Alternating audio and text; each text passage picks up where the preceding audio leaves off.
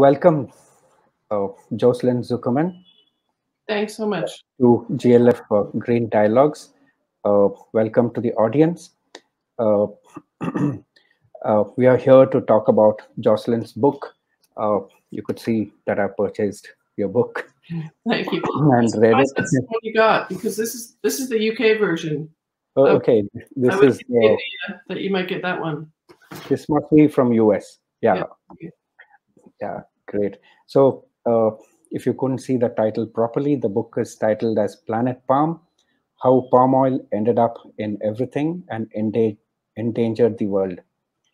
I must say, Jocelyn, I love the book and uh, really uh, understood the devastation palm oil is causing us, and feel bad that India is contributing so much to the devastation of rainforests in Southeast. And I think increasingly it's going to be in Africa and Latin America as well. So uh, I think the best thing your book does is it compels readers to examine the connection between the choice we make at the grocery store and a planet under siege. So I think it's meant for consumers to become more responsible. And I believe we can't make much of a dent in how the politics is run and how the link between politics and business happens. It's not much we can change there, but consumers can change it. And we'll come to that question about how the consumer movements are picking up some in different countries. So I'll start with this is a literature platform, so I'm obliged to start with this question. What provoked you to write this book, Jocelyn? So for a long time I worked at a magazine called Gourmet, which was about food, obviously. It also did some environmental stuff. And after that, I worked for a magazine called On Earth, which was the magazine of the Natural Resources Defense Fund, or NRDC. And when I was working there, I had pitched a story. This would have been, I think, 2013 or 2014. I had pitched a story about land grabs. And this was around 2008. You might remember the food and fuel crisis. And so there was this phenomenon of corporations, land poor countries, agribusiness, buying up big swaths of fertile land in the global south, mainly in places where like maybe traditional land rights were easy to exploit and the governance wasn't great. So that was the story that I wanted to do, and I had settled on Liberia as the place to report it, in part because of the historical connections between the U.S. and Liberia. Anyway, so I went down to I traveled to Liberia to report on this story, and when I got there, I found that the rainforest had been completely razed. In one area, they had just cut it all down, and then in other areas there were these oil palm. So the plant itself is the oil palm, and then you get palm oil from it. There are these young oil palm trees for miles and miles and miles. So basically, the story that I had planned to do about land grabs, when I got down there, it seemed that like all the grabbing that was happening there had to do with this crop, the oil palm. And as I said, I worked at Gourmet magazine. I've written about agriculture for a long time. I've written about environmental issues, but I really didn't know anything about oil palm. In fact, it was towards the end of my trip, I said to the Liberian guys that I was with, like, can we go see like an actual oil palm fruit? I didn't even know what it looked like. Like, that's how sort of ignorant I was about the issue. And then when I got back, I wrote the story, and I just got so curious about, why were they chopping down the rainforest to plant this thing that I didn't even know, what it, like, I was like, do I eat palm oil? It was like, it's not something that you encounter in your day to day. And then I learned about the industry is 85% of the global supply now comes from Indonesia and Malaysia. So I started researching that, learned that there had been just massive deforestation and impacts on biodiversity. So then just started looking around, the other parts of the world where the oil palm industry was going in, and also looking back in time at the history, which I found really fascinating. And just thought, yeah, the world should know, consumers in particular should know that we're consuming this stuff, and the impact that it's having on our bodies, on the planet, on climate change issues, biodiversity. Yeah, that's interesting. How long did you take to write the book? You know, I was sort of doing other things. I was writing other magazine stories in the meantime. So I guess total from like the time that I decided to do it to the time it was published, I think was 5 years. Oh, okay. It was a while. It was also, you know, it entailed a lot of travel. As I said, I Southeast Asia, which is literally on the other side of the world. So it was sort of, and in order to sort of get the book contract, I had to do the proposal, which entailed travel. So I sort of pitched different stories to different magazines so that I could get a magazine to pay for me, say, to go to Sumatra and report, and another magazine to pay for me to go to Brazil and report that part. So I sort of, you know, I had to do it in chunks, and then finally I had the proposal and got the contract, and then I could work exclusively on the book. Yeah, yeah. So I have to say that audience can post their comments, sorry, on the comment section, and we keep it interactive. As and when there are comments, I can share it with you, or you can read them and you could respond. So we keep this interactive. So part of your travel involved visiting India, Jocelyn. So share us some interesting experiences you had in India. It was very interesting. I had learned that India was the #1 importer of palm oil, so that was why I wanted to go and see sort of how that was impacting things on the ground. And I wanted to look at it through the lens of public health. So I was traveling with some folks from the Public Health Foundation of India. And so we went to a little town outside of Delhi, and we started going into shops and asking people for palm oil. And the shopkeepers, it was 3 different ones we went into. They said we don't sell palm oil, and then they put like mustard oil on the counter and maybe rapeseed or something. And then the woman I was with, who was, you know, an Indian woman, so she was sort of more comfortable going back and forth with these guys, and she said, "Are you sure we'd really like something cheaper?" And so then he sort of fished down underneath, and he said, "Okay, here's the palm oil." So that was very interesting to me. We also asked street vendors what they were cooking their snacks in, and I think he said soy oil. Anyway, right under his cooker was the package of Ruchi Gold. You know, I could see that it was palm oil right under there. So what was very interesting to me was that there was this stigma, and I would love to hear from you. I mean, I think this was 3 or 4 years ago when I was there, and then I was speaking to a journalist, and he said, "Oh yeah, everybody's using palm oil here, but nobody tells. It's a secret." So, you know, I reported on palm oil in a lot of other countries, and this was the first place where I had learned that it was sort of like under wraps. People didn't want to talk about the fact that they were using palm oil. I mean, that's surprising because I think there's no stigma as such in most of the places. They just use it as if it's another oil. Interesting. Yeah, if they know there is it has the last few years. Or do you think it would be a difference between the North and the South? Because it's more part of the culture in the South, yeah, to use palm oil? No, it's all over India, all over India. So I don't think there's any stigma. And if there was stigma, it is a good thing. So people know it is not a good thing, but I don't think there is any such stigma yet. So that's where I think we need a lot of the conversations and people to know that it is not the best oil to use. In terms of, because what I heard, this stigma seemed to be mainly in terms of health, like that people knew that it wasn't a very healthy oil. Is that, do you think people are aware of, you know, the saturated fat level of palm oil as opposed to mustard and other oils that are more traditional to Indian cuisine? I think that only in the middle class, upper middle class, people may know, but not the large masses which consume palm oil. Right. So any other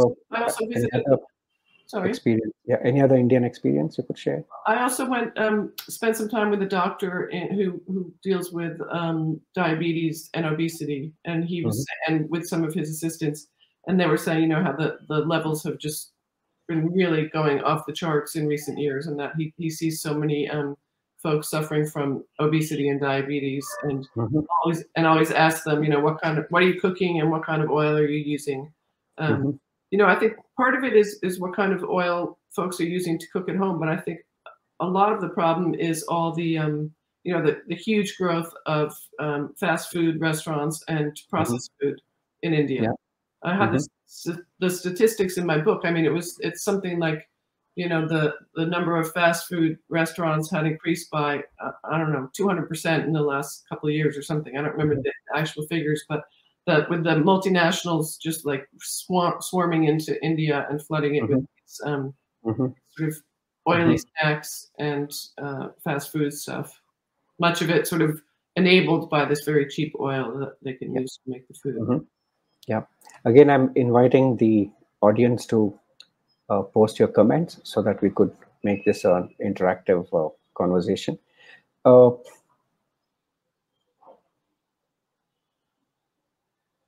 so, if you look at our subtitle of the chat, it is how only consumers can save the planet.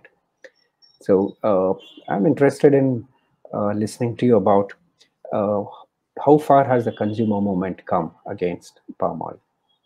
I don't think it's come that far. I mean, that was part of the reason for writing this book, because I think people just aren't aware of the palm oil issue. I think maybe they're becoming more so. But Hmm. as I said, I had to, when I was in Liberia, I had to ask my friends, can we go see? I want to go see what this fruit looks like. And that's the thing. It's like, you eat an apple or you eat a mango, you know what it looks like. Palm oil, Hmm. you're not going to like bite into the fruit, and it's basically, it's enabler, as I said, for all of this processed food. So part of it is like it's this invisible thing. It's in everything, but nobody really knows it's there. So Hmm. part of what I wanted to do was bring this to light, and again to make it clear, you might not even realize you're eating it, but you should know that you are, and you should know that these are the impacts that it has on tropical rainforests, biodiversity, climate change, and health, as we discussed. So, who do you think should take a lead in uh, educating people about this? I mean, it's particularly complicated in India and other countries, I think, where the national income level is not that high. So as we know, the palm oil is so cheap. So Yeah. it's like, when you've got a lot of consumers who don't have a lot of money and they need the cheapest option, then they're going to go for palm oil. So I think more importantly, it should be the multinationals, the sort of Unilevers and PepsiCos and Hmm. Nestle that are using the palm oil in all this food that they're sort of dumping on our populations. That it's enriching them, but it's not enriching the consumer or the environment. But you think that corporates are now aware of this? Oh, absolutely. They're definitely aware. Yeah. I mean, there have been a lot of campaigns that have targeted specifically, and based mostly, I guess, in the States and in the UK, Hmm. that have targeted Nestle, that have targeted PepsiCo, and they have, you know, th- they have made some advances. They've made some changes in the way they do business in terms of, trying to avoid deforestation, trying to Hmm. avoid human rights violations. But it's such a Hmm. massive industry that I think, even if they're taking some steps to fix it, there's still a wide area for failure, for sort of still chopping down rainforests and using forced labor. Hmm. So, do you think it's a? I mean, I'm sure it's not a good idea, but want to hear your perspective that India wants to reduce its import of palm oil and then do its own cultivation, while uh, I mean the conditions are not as ambient as it is in Southeast Asia, so productivity is going to be low. Right. So, should you? I mean, do you think India should be using this strategy?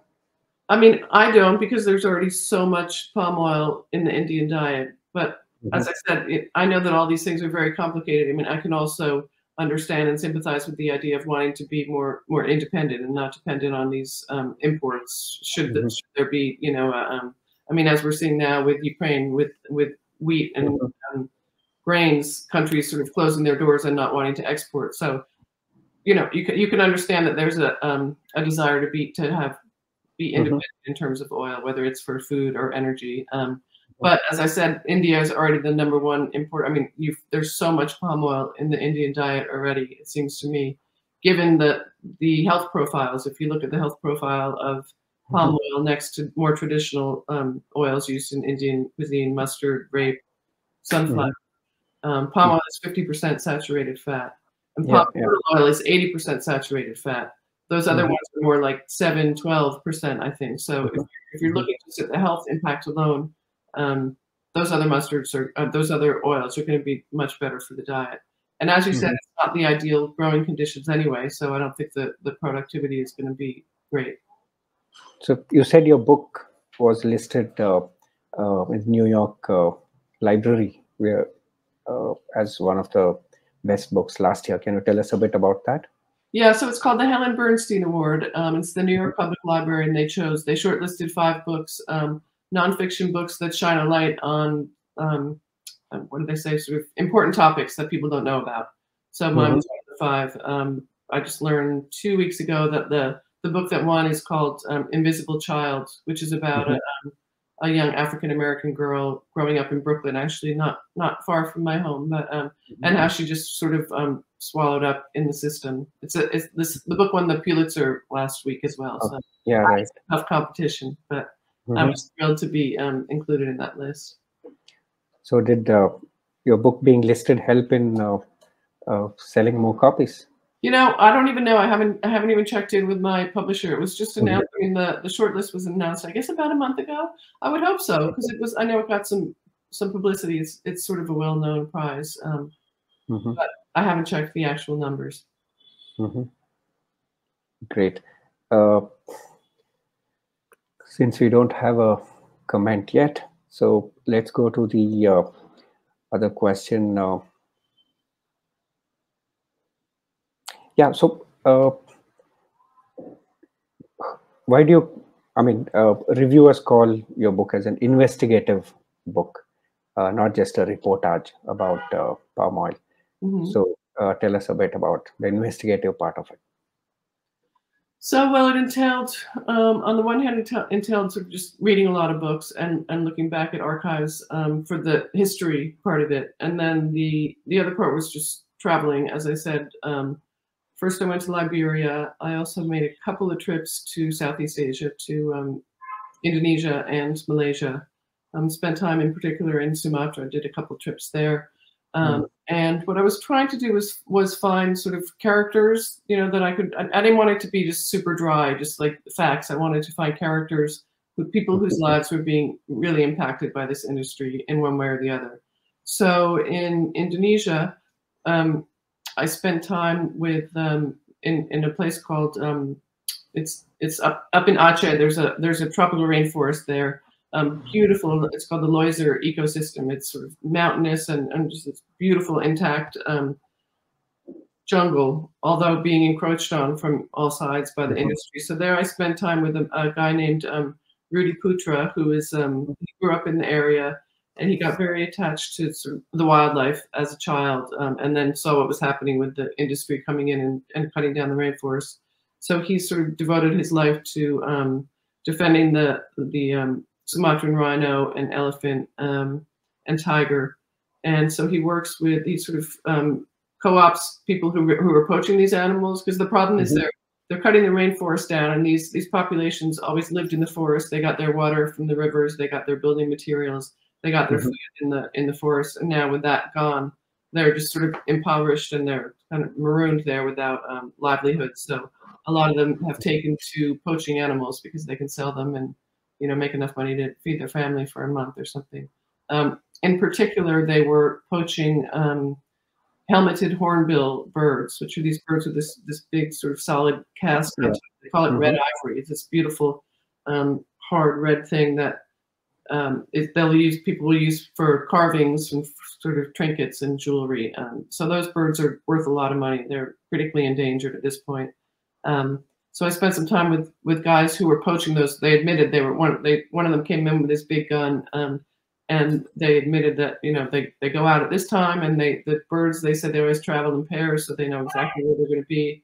And it was kind of heartbreaking because these were young guys in their 20s, and they told me, you know, the guy was kind of cocky with his gun when he came in. He was sort of bragging about how many he'd shot down.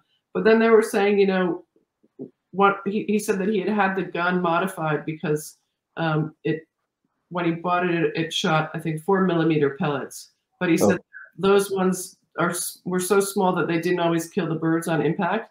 So he had to have this gun modified so it could shoot 5mm, I believe those are the dimensions, pellets, because they said they couldn't bear to see the birds suffer. Like they said, you know, we don't want to do this. We would rather do anything else if, you know, if it were legal, but there are no options here. We've got you know, there's no livelihoods, there's no land to farm. So anyway, it was just an interesting, you know, it's like you think poacher, and as I said, there's a picture of this guy with his gun, and you think, oh, these people are so bad, and in fact, you know, they're just trying to feed their families and you know, turning to the environment and seeing what they could possibly do to make some money.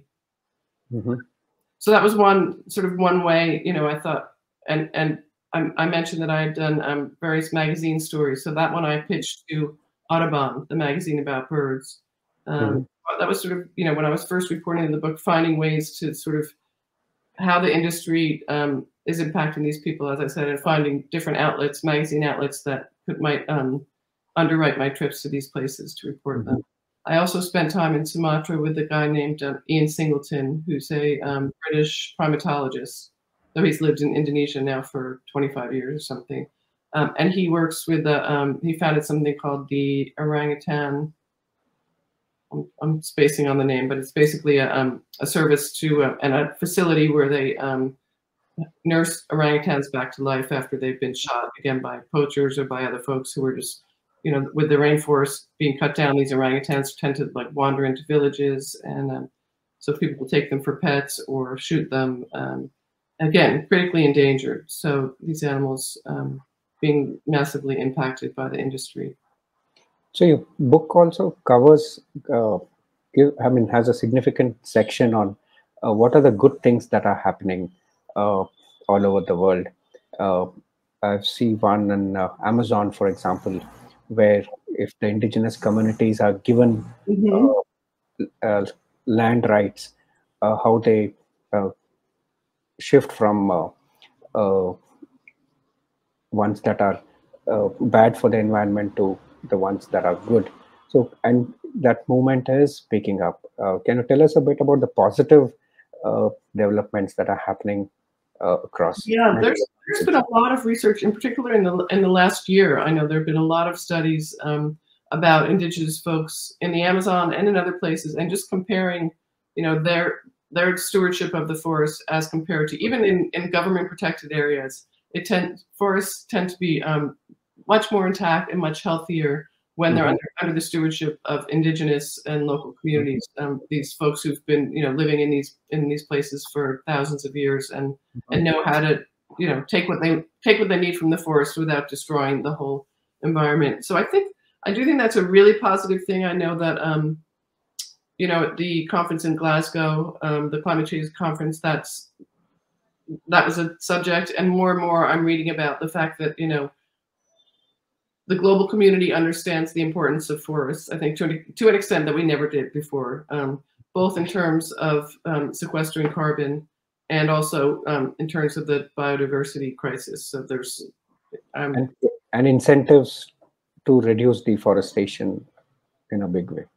Right. So the incentives, I mean, again, another positive thing, it's still in the works, but I think finally the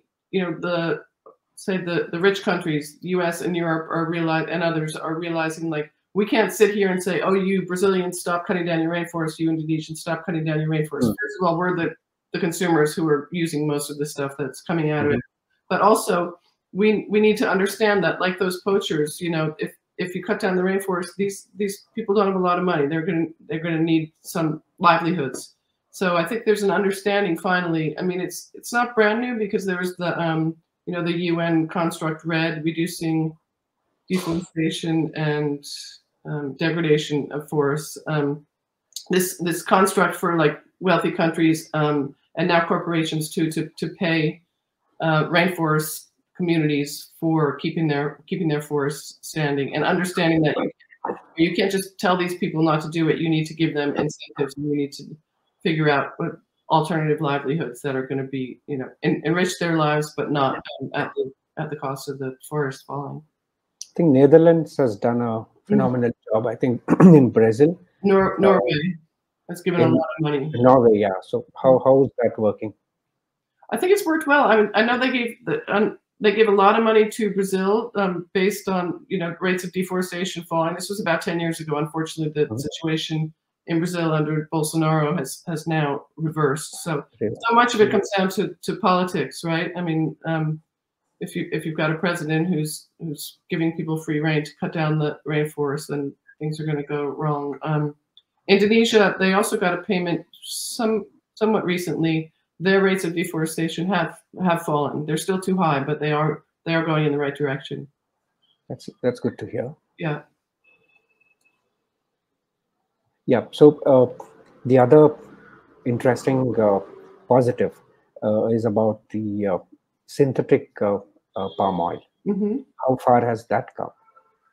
So I visited some folks in Madison, Wisconsin, who are using a genetically modified yeast to its fermentation process to produce oil that has almost the exact same chemical profile as palm oil. I mean, the challenge now, so they've achieved this oil. The challenge is to scale it up to a massive amounts of production, which is going to take some time. But there's another outfit called C16 Biosciences. They're based here in New York, and I know that someone got in touch with me recently from that company, and I believe that they've just bought a new facility, and they're doing the same thing. They're doing engineering yeast to produce palm oil, and and I know they had a lot of money from Bill Gates and some other very, very deep pockets. So people see a lot of promise in the idea of this synthetic palm oil, but again, it's going to be a while, I think, to be able to scale it up to. When this was 4 years back, have you followed up after in 4 years what has happened? I'm sorry?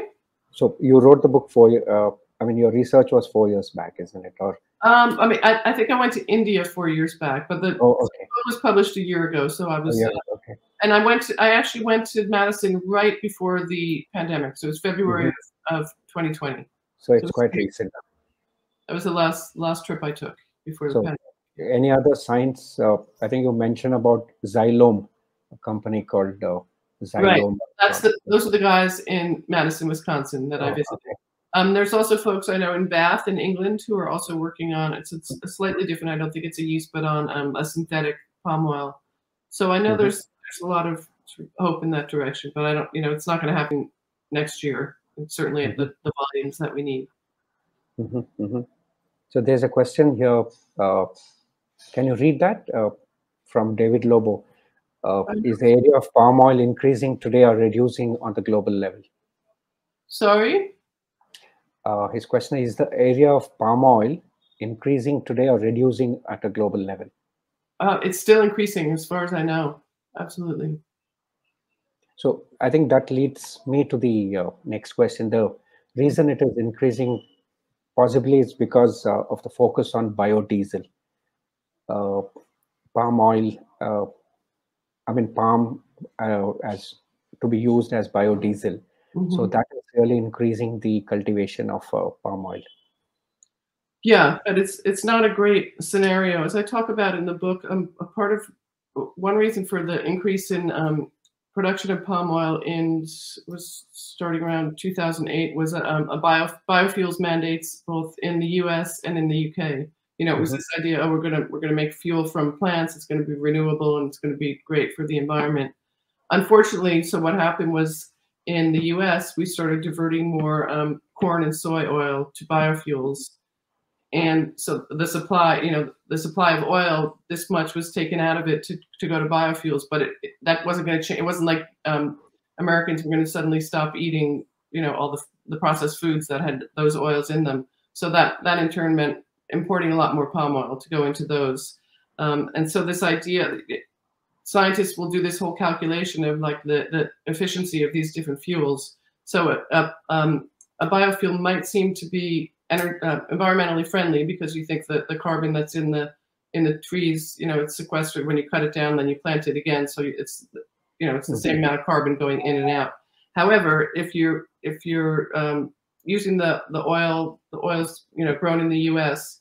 for these biofuels, and then you're importing palm oil from Indonesia, say, you're cutting down tropical rainforest in Indonesia, which is way more carbon. You have to include all of that carbon in your sort of calculus. And the other thing I talk about in the book, which we haven't yet mentioned, is something called peatlands. I don't know. Yeah, peatlands. Yeah. No, so this is just like carbon, organic matter that's built up over millions of years, and so particularly Indonesia has the deepest peatlands in the world. And so what the palm oil companies do is they drain. So this is like waterlogged terrain. It's just super carbon rich, and the companies will drain it and then set it on fire. And when you do that, it's just massive amounts of carbon into the environment. So this whole idea of like this being environmentally friendly because it's plants, the whole calculus is off once you introduce the carbon when the biomass of a rainforest and the soil, and in particular in peatlands.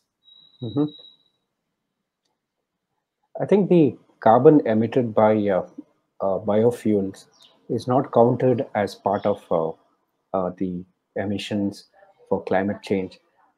There is an issue there.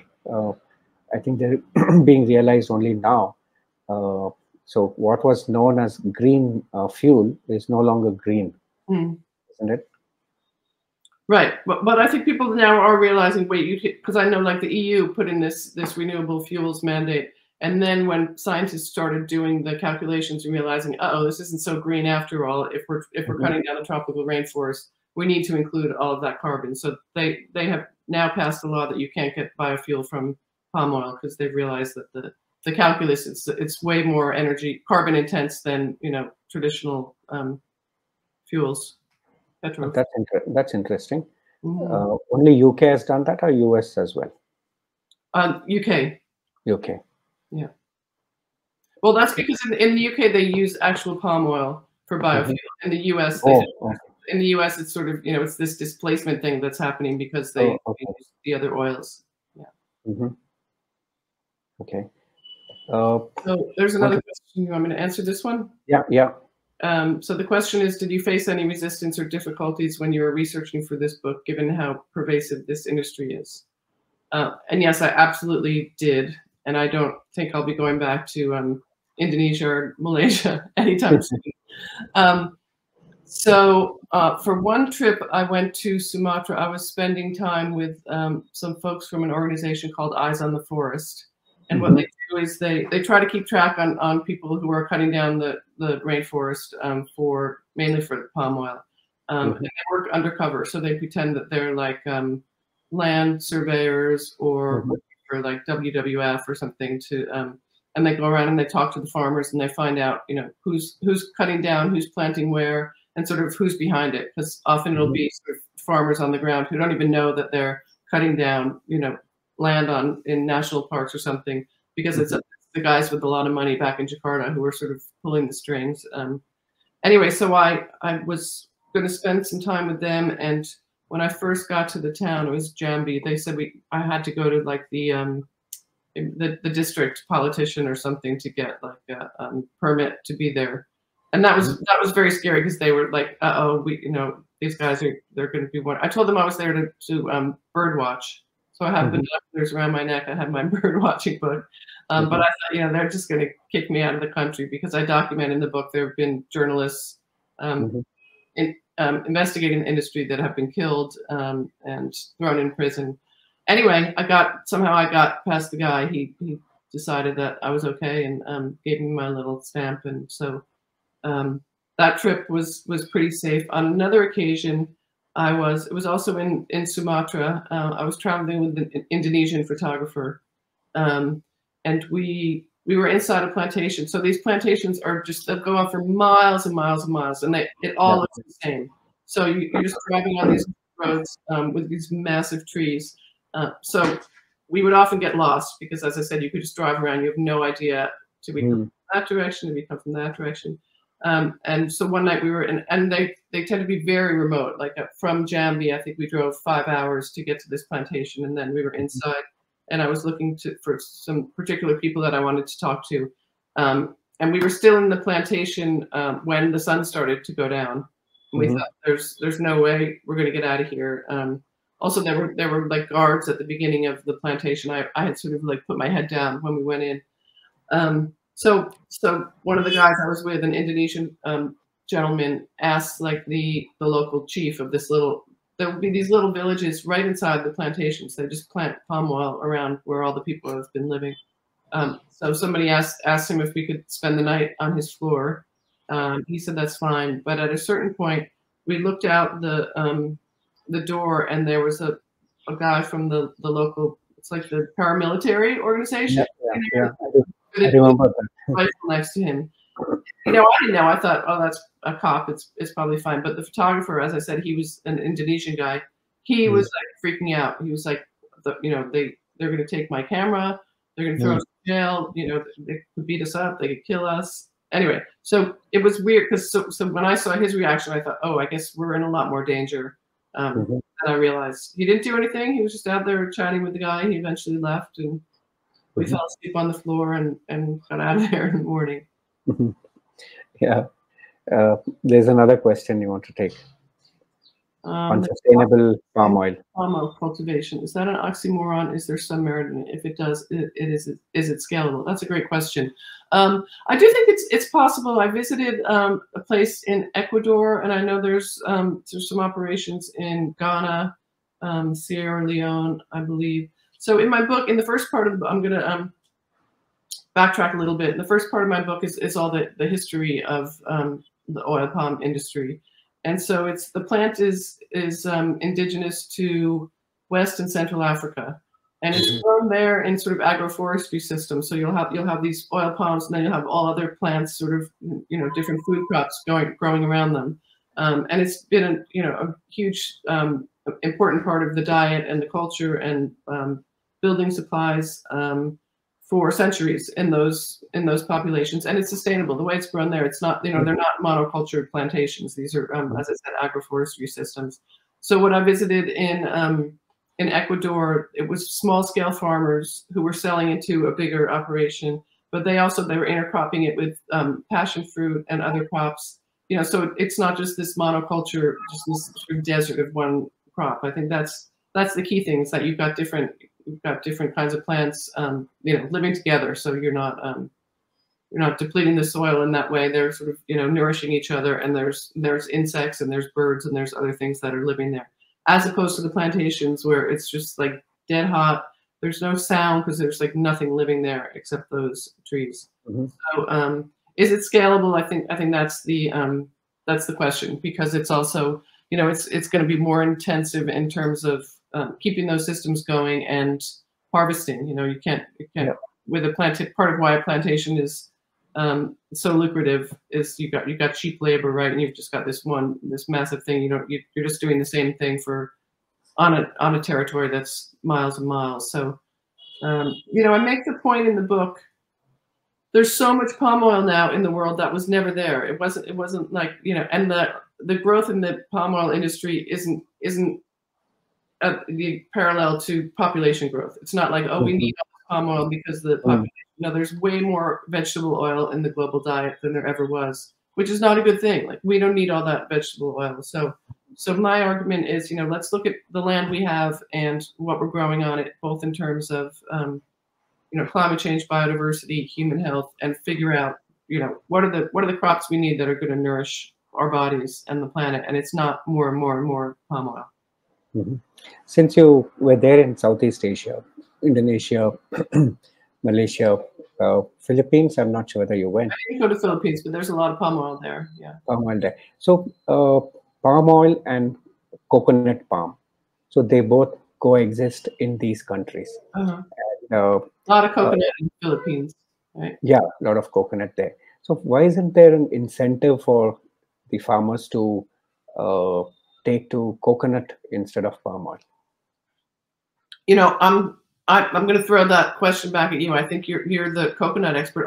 It's harder to harvest, is it? Or you get less oil? I think that's part of it. I mean, one of the reasons the palm oil industry has taken off so much is because the plant is so productive.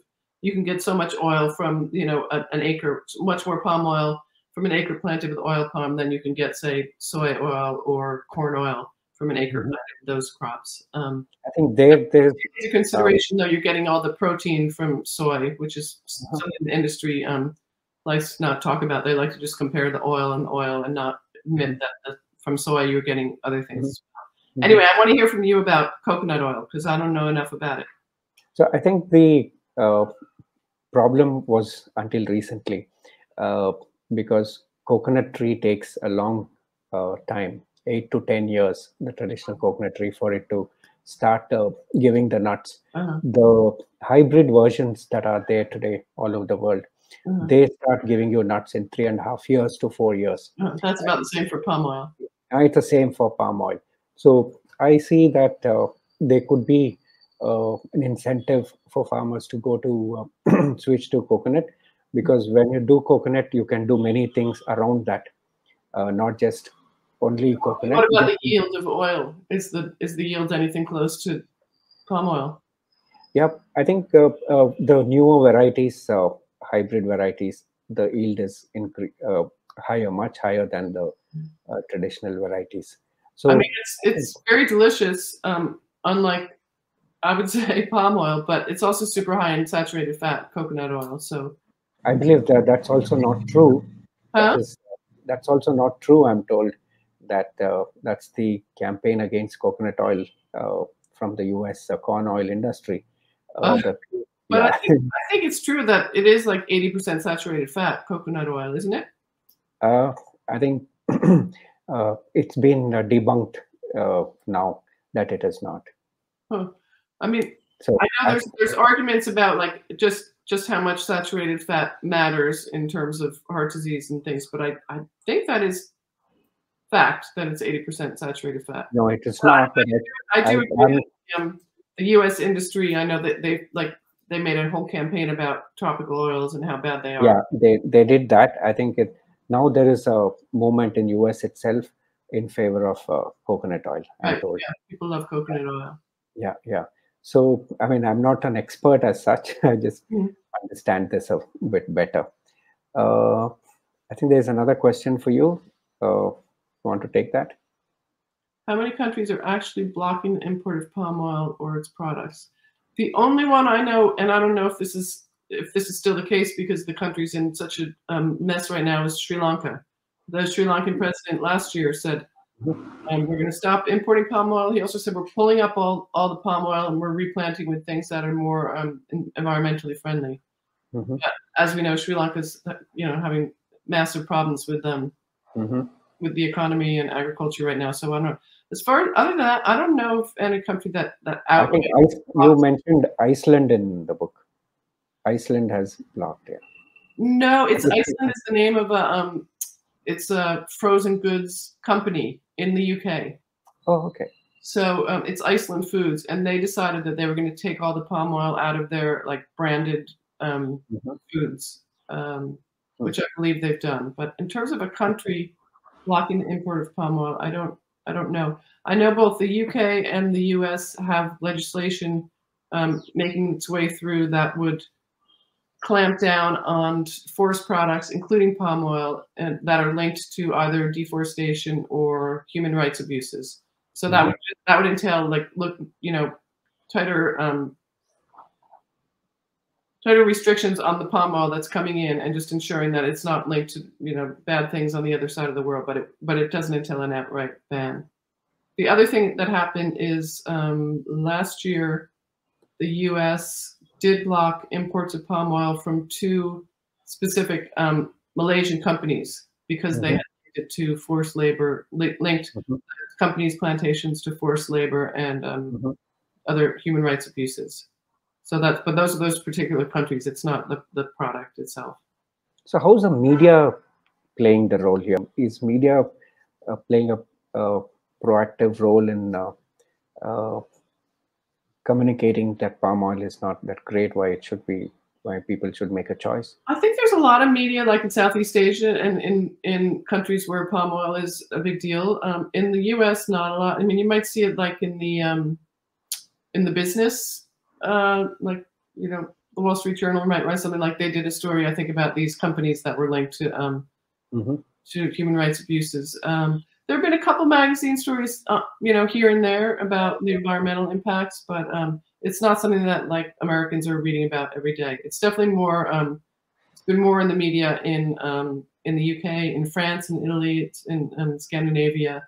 I know that those consumers, I think, are a lot more aware of it. So, see, your book was listed among the 5 books for ideas which are not well known, right? So, how do you intend taking your findings from the book and making it much more accessible to general public? Because it's nice. I think your book has such interesting content, especially for consumers who can who will be convinced that they should shift. So how do you intend taking this, making it more popular? It's an interesting question. So I mean, I did do, the book came out a year ago, and I did do a lot of publicity around it. Then I did a lot of Zoom talks, and so I mean, I feel strongly about the industry, but my temperament is like better suited to research and, you know, writing in my room by myself. Like, I don't think of myself as an activist, I guess. I mean, I'm an activist insofar as like I write about things and I want to bring, but so I don't know, you know, I'm sort of now working on another book, which is a biography. It has to do with Africa and sort of there's some environmental aspect, but it's social justice. So I guess I feel like I put these out in the world, and I hope that they go off and they do their thing. But I sort of feel like I don't think I'll, like, my plan isn't to just talk about palm oil for the rest of my life. So isn't your publisher interested in doing it? That'll help sell more books. Yeah, I hope the paperback should come out soon, so that will help as well. Yeah. Oh, that's good. That's good. Yeah, I think it is. And I do think more and more people are starting to, you know, given the climate situation that none of us can pretend doesn't exist anymore. I think people are learning a lot more about the importance of tropical forests, and so that will continue to shed light on the industry and, you know, the importance of it. So we covered quite a lot of ground. Is there any other area you think we should talk about?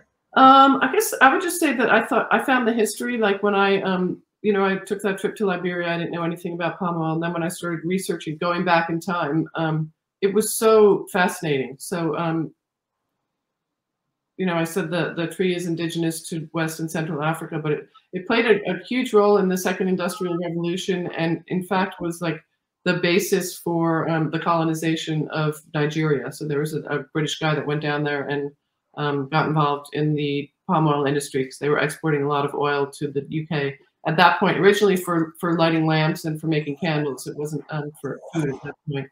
And then he sort of got a foothold in that part of the on the continent, and basically then monopolized the whole industry and kicked out all the Africans who had been running it for, you know, centuries.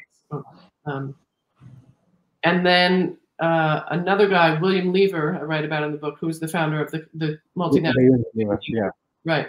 So Unilever was founded, you know, started with palm oil. Who knew? I had no idea. And that was in the Belgian Congo. So it was he came in after King Leopold, which whom your viewers might know was like just a terrible tyrant and murdered something like 10 million Congolese in trying to get out ivory and rubber. It was at that point.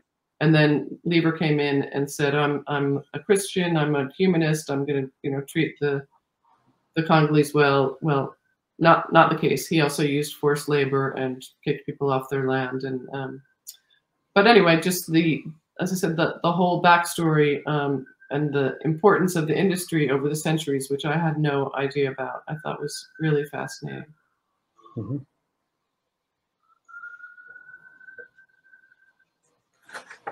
Another thing I found fascinating was the extent to which the industry is a presence in Latin America. So I reported from Guatemala and Honduras, and much of it on land that was formerly owned by United Fruit and then Chiquita, so American companies. And there's a lot that goes on in those plantations now that is not dissimilar to what was going on on United Fruit's plantations in terms of abusive practices toward the workers and local communities. So I think recently Indonesia had put a ban on palm oil exports, rather. So I think they just lifted it like 2 days ago. Yeah, 2 days ago, yes. So where do you see the future going in the next 5 years? My hope, as I said, at Glasgow, there was a lot more talk about tropical rainforests and their importance. I guess my hope is that the global community recognizes this and sees the extent to which the palm oil industry is part of that problem, and particularly in terms of if it's going to continue to expand at the expense of forests, and that the global community gets together and puts in place mechanisms to help the governments of places like Indonesia and Brazil, Guatemala, these other countries that are expanding their wild palm industry at the expense of the forests, and can work out things to support the people in those communities to find alternate livelihoods without growing more palm oil. Because again, I just don't think we need this much palm oil in the global diet. Yeah. So someone here, when is part of our GLF team, is asked about how can we use the movie or the video medium to communicate. I know that there is a documentary. A woman based in New Jersey sent me the sort of rough cut of a documentary she's made. And it's based in the protagonist is a young Indonesian woman activist who's sort of fighting the palm oil industry. I think that'll come out next year, but I don't know. I don't imagine it's going to be a huge commercial release. Yeah, I agree. I think it would be great to get a documentary or like a feature film. That's something that would reach a wider audience, but that would touch upon these issues. There are a lot of videos again on palm oil, which I saw them before as part of preparation for my chat with you. I think there is a movement, but it's not strong enough. Yeah. I think What about in India? Is there any sort of? I don't think there's any movement at all. Yeah. I mean, India being the biggest contributor to rainforest destruction, I think there is a need for some activism in India.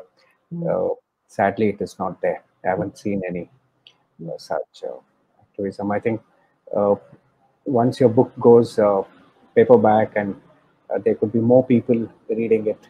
Because right now it is quite expensive. It's about 2,000 rupees. I paid for your book. So I think the paperback would be so much accessible. Right. And of course, some movies or documentaries and things like that. Yeah. So thanks a lot, Jocelyn, for your time. Thank you so much for your interest. This has been really nice. I appreciate it. Yeah, thanks a lot. Thanks for the audience for being here. Hope you enjoyed this. Thanks, Jocelyn. And I'll share you the video link later. Perfect. Thanks so much. Have a good day. You too. Have a good day. Bye. Bye.